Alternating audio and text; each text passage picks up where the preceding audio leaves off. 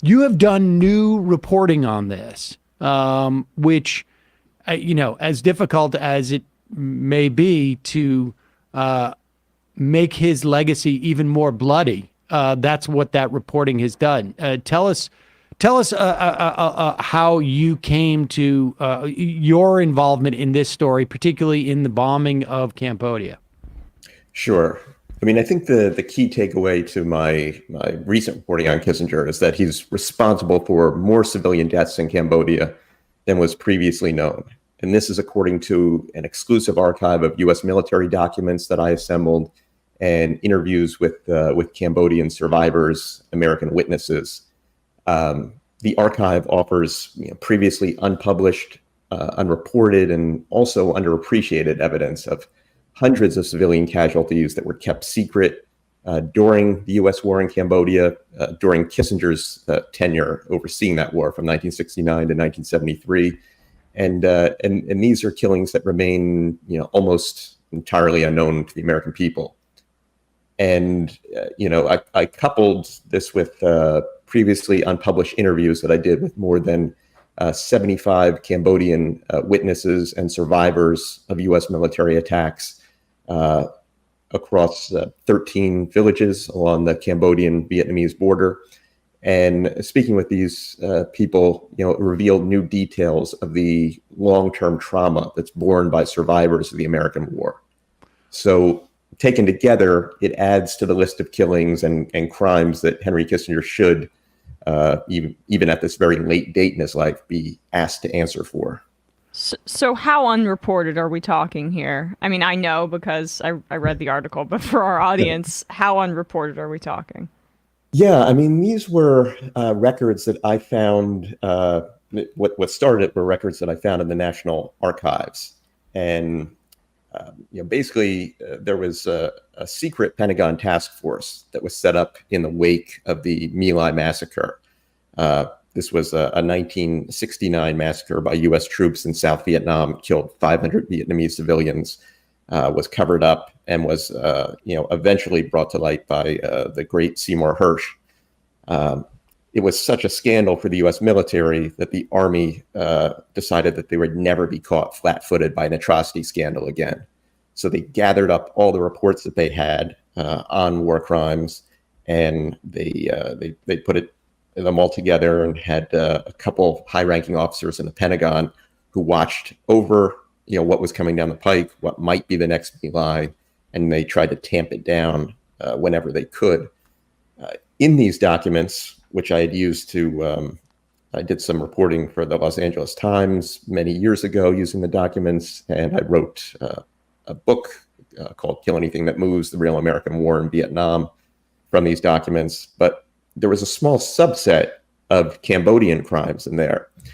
And I took those and I went back to the archives. I did more digging in some other types of files, found more reports. I took all of these and they provided a rudimentary roadmap so that I could go to Cambodia and fill out the reporting, try to go to these same villages, talk to people there about what they saw. And in all 13 villages that I visited, I was the first American to arrive, or at least the first unarmed American, first since the war.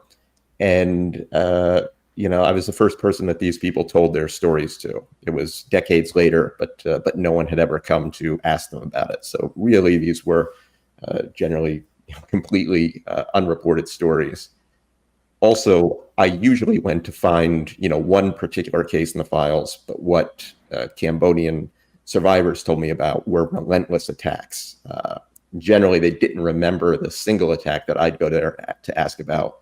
And, they often found it laughable that I was asking about one attack because they said they were just attacked again and again and again by helicopter gunships, by U.S. fighter bombers, and so they had much larger stories to tell than even those that I went to report on.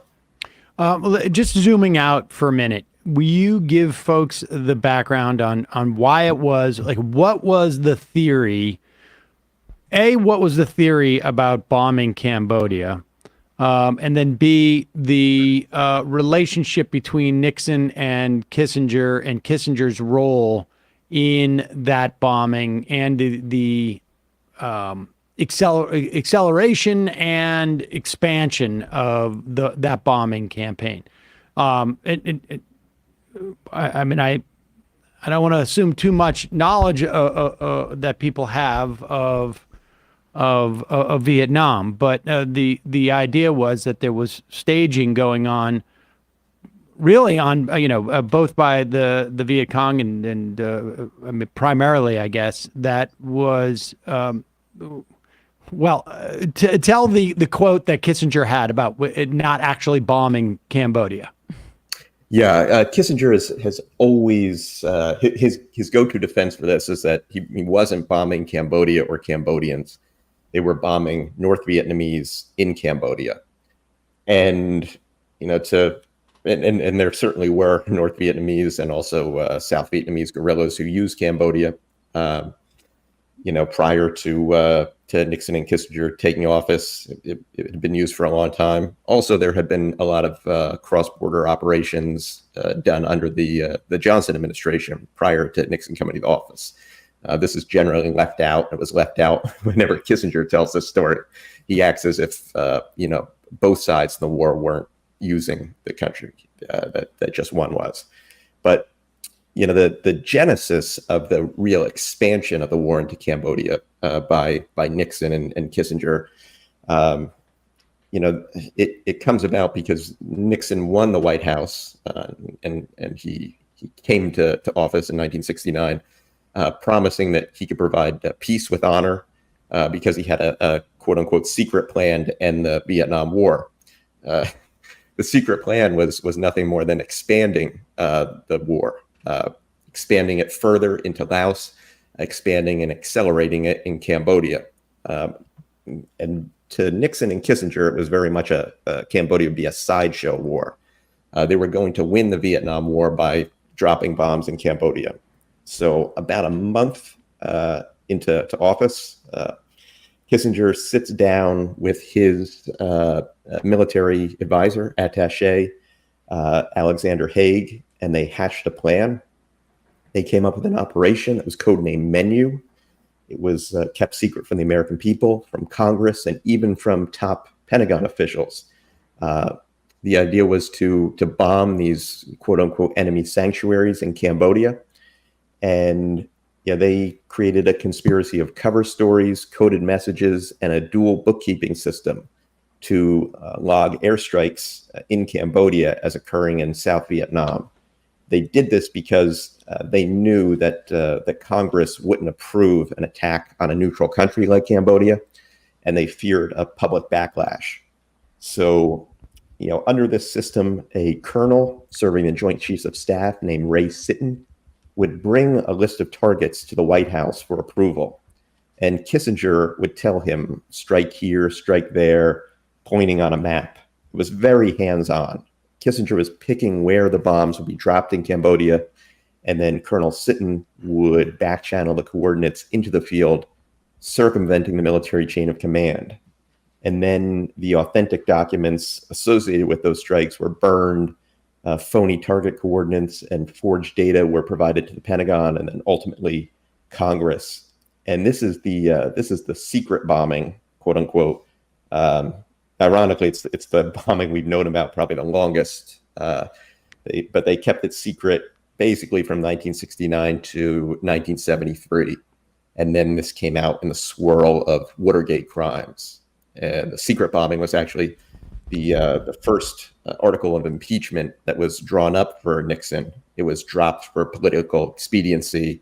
They went after the domestic charges, but it was very much part of the Watergate conversation at the time, and really the beginning of the Watergate crimes. I want to circle back to that because I think there's a lot of legacies from that Kissinger, and not particularly good ones. Legacies in terms of like what you can get away with, what you can, what what is acceptable, actions by the U.S. government and military because of Kissinger. But let's talk about the victims like the delta between what we understood prior to your reporting in terms of the killings and what we now know. Sure. Like I said, it's ironic that the secret bombing is the bombing we know most about, and that bombing, Operation Menu, it consisted of these B-52 strikes. So these huge Stratofortress bombers that flew a mile in the sky, dropped 30 tons of bombs on a small target area. So these are massive, sort of impersonal bombings. And we should say, let me just say this too, like the advent of so-called smart bombs, which in fact are not that smart, but the advent of smart bombs was supposedly a response to these type of bombings. In other words, like, when Kissinger says we weren't bombing Cambodia, we were bombing the enemy in Cambodia.